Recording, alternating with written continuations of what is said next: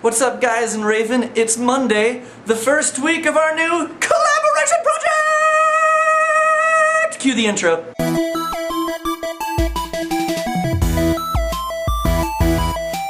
Since this is the first week of our new collaboration project, I believe an introduction is in order. My name is Bill Martin. I'm also known as Dr. Noise on YouTube. I've been playing music since I was in high school. I started as a drummer. I picked up guitar, and then after that, learned bass. As time has passed, I have also learned how to do editing in Pro Tools. I have been in a number of different bands. The first one I was in was a very crappy band called the Angry Penguins. I was in a band called Overseer Project. I did the singing and guitar in that. I was in Sunshine Policy as a drummer. That was a ska punk band. There's another band called Government Zero I was in before I moved to Las Vegas. The band that I actually moved out here to be in was called Hang 'Em High. Things didn't work out. I decided to restart the Dr. Noise project, which I'm doing now on YouTube. I actually originally started doing that in 2005 when I decided that I just couldn't find any musicians that wanted to do what I wanted to do. So since I already knew how to play all the instruments, I was like, well, why don't I just do it on my own? So that is what I did.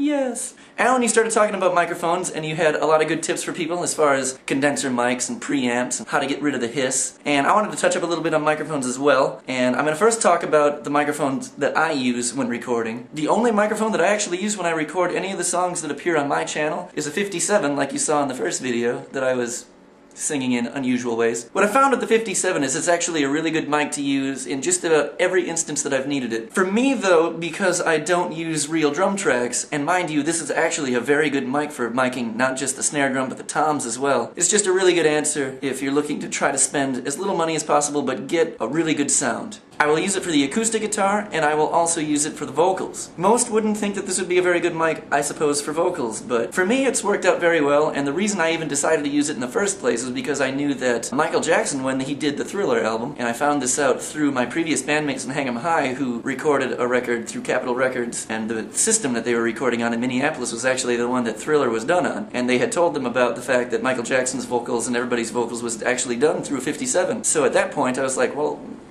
I'll use the 57 then. And it's turned out to be a really, really good microphone. It's very, very cheap. You don't have to worry about getting a proper singing mic if you don't have the money for it. But you do have at least $100 sitting around to take care of.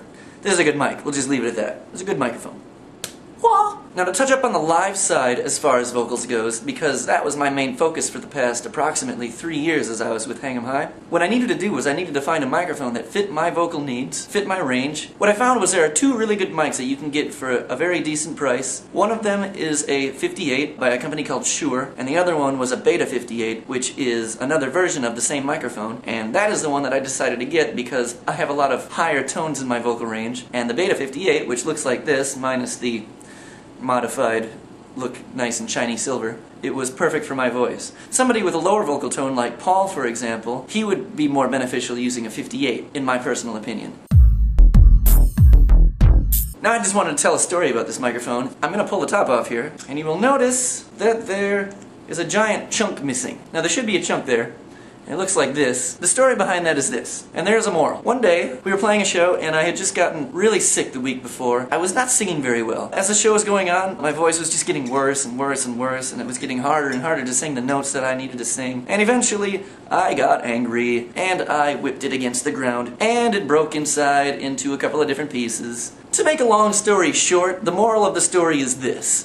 If you've got a microphone, and you plan to throw it against the ground, make sure not to do it at a high velocity, because it's bad for them, and they stop working.